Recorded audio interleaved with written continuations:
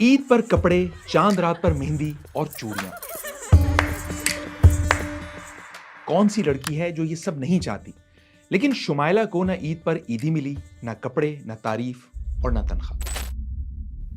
कहने को तो वो अली इंटरप्राइजेज जैसी बड़ी गारमेंट फैक्ट्री में काम करती थी, जहां उसके हाथ से बनने वाला डेनिम जर्मनी तक जाता था, लेकिन वो खुद कभी बल्दिया टाउन से बाहर ही नहीं निकल पाई। घर से फैक्ट्री और फैक्ट्री से घर, बस यही जिंदगी थी।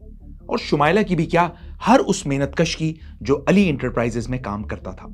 लेकिन फिर यह कहानी एकदम बदल गई। 11 सितंबर 2012 शव्वाल की 24 तारीख, यानी ईद गुजरे भी तकरीबन महीना हो चुका था। शुमाइला को उम्मीद थी कि आज तनख्वाह जरूर मिल जाएगी। अभी सिलाई मशीन संभाले कुछ ही देर हुई थी कि बाहर शोर मच गया। आग आग, भागो भागो, बाहर निकलो, जल्दी करो। और फिर उसे तेज बू भी महसूस हुई। शुमाइला और दूसरी खवातीन उठना ही चाहती थीं कि लाइट चली गई। शोर था कि बढ़ता ही जा रहा था और जो कुछ भी हो रहा था ऊपर की मंजिल पर हो रहा था। कुछ ही लम्हों बाद शुमाइला के डिपार्टमेंट में धुआं भरने लगा, काला और गाढ़ा धुआं जो न जाने कहां से आ रहा था। सबने बाहर निकलने की कोशिश की, लेकिन लाइट बंद होने की वजह से इलेक्ट्रिक डोर ऑटो लॉक हो चुका था।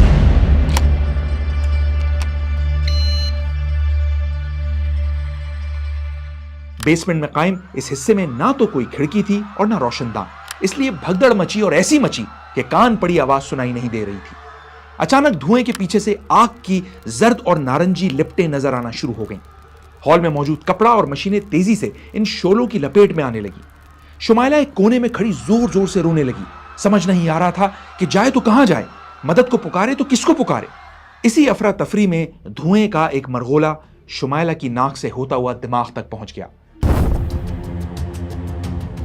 शुमाइला की 15 साल की बहन सना और वालदा बिल्कीस खातून फैक्ट्री के बाहर मौजूद हैं। फैक्ट्री से निकलने वाले हर स्ट्रेचर के पीछे पीछे, कभी एम्बुलेंसों में दीवानावार झांक कर देख रही हैं कि शायद उनकी प्यारी और घर की वाहिद कफील का कोई अता पता मिल जाए।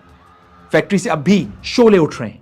जो आग थी वो इतनी हिद्दत की थी कि आप यूँ समझ लें कि अगर उसके हम तकरीबन 100 मीटर के फासले पर खड़े हुए ना, तो उसकी हिद्दत इतनी थी कि हमें वहाँ तक महसूस हो रही थी तपिश उस आग की। जिन चंद एक खिड़कियों में जंगले नहीं, वहां से लोग जान बचाकर कूद रहे हैं। बाकी लोग सलाखों के पीछे मदद की फरियाद करते करते जान दे रहे हैं। अजीब कयामत का सा मंजर है। फोन कर रहे थे अंदर से कि हम बचा लो, या मतलब ऐसे ऐसे वो फोन की हमारे पास कॉल्स लोगों की मौजूद हैं। वो इंस्ट्रक्शन दे रहे थे कि अब हम जिंदगी, वो हमारा भाई दोस्त चला गया, वो दोस्त हमारा चला गया।